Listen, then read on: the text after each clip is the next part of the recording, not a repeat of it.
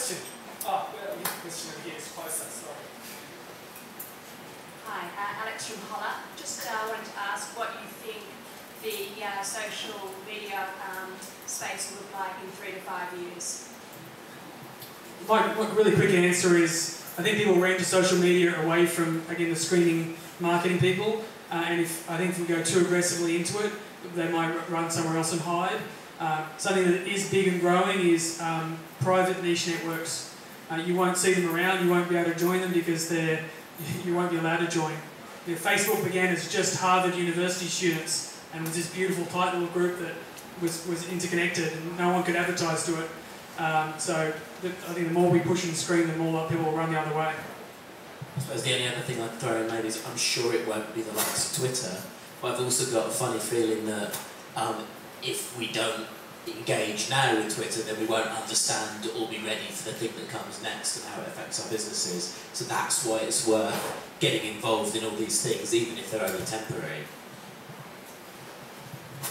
I mean, I think there will be an extension of Twitter. I mean, I don't know.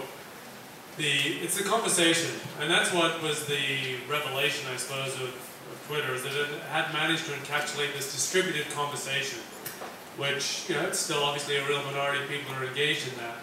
But, you know, again, you know, just the fact that somehow after years and years of working, sort of getting to work out what makes people click on mobile social networking with Foursquare and its derivatives. So in the same way, Twitter has managed to provide a platform which has enabled conversation, these distributed conversations. So it is an evolution. I don't know exactly what it's going to look like, but that evolution of that distributed conversation, which is more and more pervasive, more and more embedded into what we are seeing and we are doing.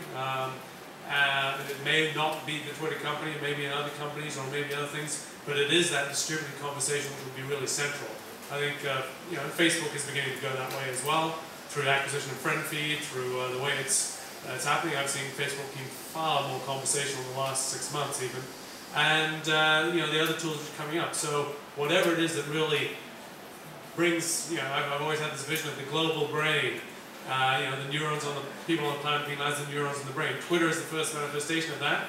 We'll soon start jacking our brains in, we'll soon start capturing conversations, video everywhere, and sharing, and that's going to be quite fun. I love talking to Ross. Sooner or later it involves jacking things into your brain. And are there any business owners oh, okay, any questions generally? I'll stand up, sorry about the mic. Okay. Question for the panel, so it's a yes or no, and so Mick and whoever. Does advertising belong on social media at all? It's a yes or no, and if it's a yes, why is it that no Australian brand that I know of has really done well? Sorry, yes or no? Sorry, the question was sorry. Does advertising even belong on social media? So we're trying to have advertising. No. I'm going to ask for clarification. Are you talking about advertising, like ads being served to consumers? No. I reject the premise of your question. In that it depends on which bit of social media you're talking about. For instance, I think people have made good cases that there are times when you can advertise effectively on Facebook.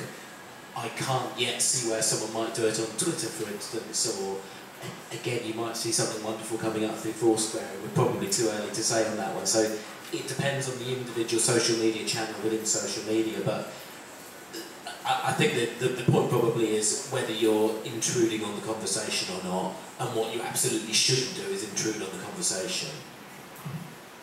Yeah, I think my quick one is that social media, advertising is not social media. It's not a conversation. It possibly could be, but if you notice it as advertising, then they're probably not doing a very good job. Certainly, people as they're doing it now, absolutely not. But I know the people who established Social Media Club in San Francisco and Social Media Club in Sydney, because of the lag, is all about agencies and all about how we do a campaign around it. And I think if the Christie, you know, they'll roll over in their graves if they saw that, but that's the evolution. So Heather is one of the organising committee members of Social Media Club Sydney. And we actually are working on fixing that this year. Sorry that you've been disappointed. No, it's different. Yeah, absolutely, I agree. People who created social media didn't do it to go, wow, we can have ads on here one day. You know, it's how advertising agencies look at social media. We have a lot of trouble as well too. In fact, we're trying to move Anthill down a path where we will be removing banner advertising from our site as well. In fact, 6 months ago we wrote a document which was what does Anthill look like without advertising, and we think that that is the way that a lot of media organisations are heading. I'm not saying that advertising won't be part of a model like that. We just know that things like banner advertising just don't work. I mean, there was this. We got a report in November from, like, I can't remember who it was. Perhaps Paul will remember, Guy Kawasaki or something. And it was quite an in-depth study about people who click on banner ads. And it was around 14% of the population click on banner ads, and they do all the clicking. The other 86% never.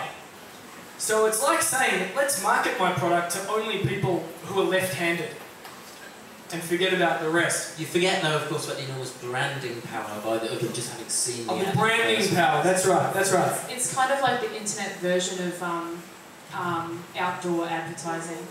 You know, like, you're displaying an ad for tampons on a bus shelter and 50% of the people who walk down the street are men. You know, like, it's irrelevant to half of, or more of the people who see it. And interestingly, to jump back a topic, Twitter. You can now advertise on Twitter. And I read it through a Mike Arrington poster, ad.ly, ad.ly. You can set up an account where you will pay other people money to broadcast messages through their Twitter account. Usually with a precursor, something like #ad, so that they know what it is that you're doing. I actually think that Twitter is already being used for advertising, in the sense that I might say we're holding an event tonight, click here and get a discount ticket. But I think that that's one step away from me saying to Toyota, you can use my Twitter account to run your Prius ads. Yaris ads. Sorry. Hi. I'm just really interested, you said before, I can't remember who it was, but you're saying who are we looking for that we want to come to us?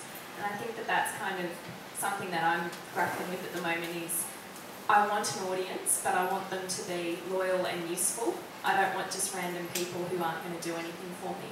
And I think that's something that probably across the industry people are trying to find. Do you have any thoughts on what we can do to actually find people who are useful and loyal? I think there are degrees of usefulness and loyalness, so it's not as if they are or they aren't.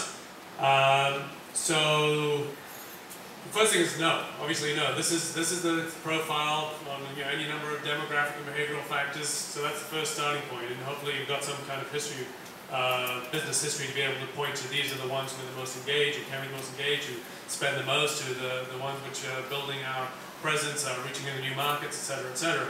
So you can do that. But it's not as if everyone else is totally useless. For a number of years, if you search for Google on multiplayer sex games, my blog came up #1. And it was just because a number of years ago I just happened to write some blog post about massively multiplayer sex games and how virtual reality is becoming sexualized. And so a few people linked to it, and so basically I was getting several thousand visits a month from people searching for multiplayer sex games. So initially I thought, well, that's totally useless. This is wasted traffic. But it turned out that around 10% of these people actually did engage in some ways on my website and to find other things. Quite a smaller proportion than other people. Not quite. But it no, that's out of hand. Oh, that's right. And also the very fact of getting traffic actually sort of makes you more findable in various ways. There's various other spin-offs from that. So they are not very useful, but there's a small amount of usefulness to some of those other people. But it comes back to being able to define very accurately, saying this is the profile, and knowing the domains, the engagement, the words, and so on, which they can engage with.